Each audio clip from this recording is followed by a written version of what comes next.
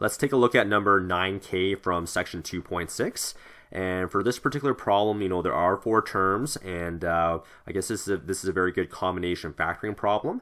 And when I look at 9k, I'm looking at this trinomial right here. That looks like a perfect square trinomial, and I also have this minus 16 at the tail end there. So we're going to use a few factoring techniques to kind of finish off this problem here. Starting with the trinomial in yellow here, I need 2 numbers that multiply to 9, so I'm thinking of 3 and 3.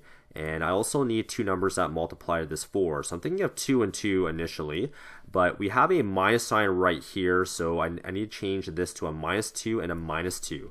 And basically I'm using the smiley face factoring technique. So if I do 3 times negative 2, I get a negative 6. And if I do a 3 times a negative 2 there, I also get another negative 6 right there.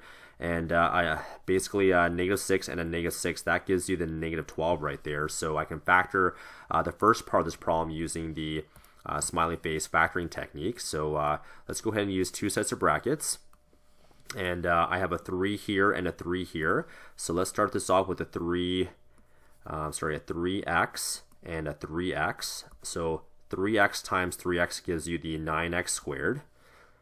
All right, and then if I go ahead and factor this follow this 3 multiplies with a negative 2. So I need a negative 2y here and a negative 2y there.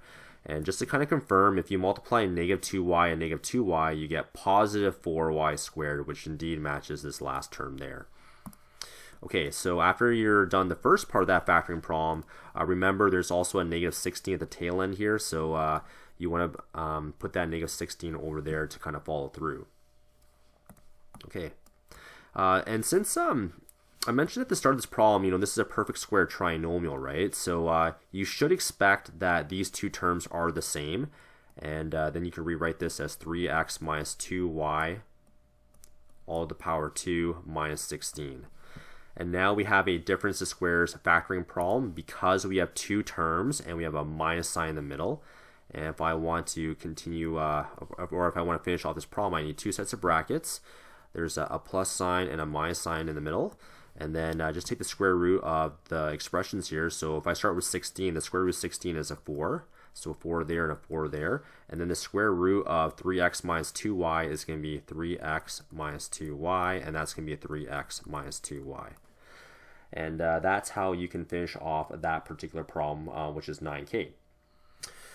All right, and the very last question I like to do is letter N here, and I have 4 terms, so you have to look within the problem and see if you can break it down, because this is a very good combination factoring problem where you probably need a few different factoring techniques to kind of do this problem. I'm taking a look at this negative a squared plus 2ab minus b squared. And the very first thing I'm going to do is I notice that there's a minus sign right here, so I'm going to factor that minus sign out. If I do that, I get positive a squared, negative 2ab, and positive b squared. I essentially get the opposite sign if I factor out that minus sign.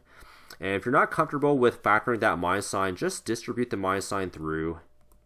And if you get back to this part here in yellow, then you know you've correctly factored out the minus sign. Okay, so that's step number one. We factor out that minus sign, and we also have this y squared, which is kind of tagging along in front. Okay, and after that, I have another trinomial here, which I can factor into 2 brackets. So this one will factor a little bit more logically here. So I have an a squared there. So I know that this term times that term has to be a squared. So this has to be an a and an a, right? A times a is a squared. And then if I look at this, the last term here, which is a b squared, I know that this term here and that term there has to multiply to b squared. So this should be a b and a b. And since you have a minus sign there, both signs should be negative. Okay, and if you FOIL that out, you will get a squared minus 2ab plus b squared. All right, and then you have a minus sign there and a y squared there. And you'll notice that both of these terms are the same, so you can rewrite this as y squared minus bracket a minus b all to the power 2. And now we have a difference of squares factoring problem because you have 2 terms. You have one term there, and you also have a minus sign in the middle.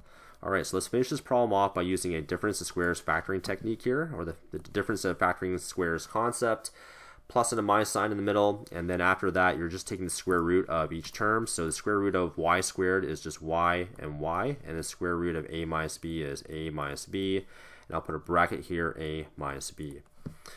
Now at the very end here, you should just clean this up. So y plus a minus b, and this will be y.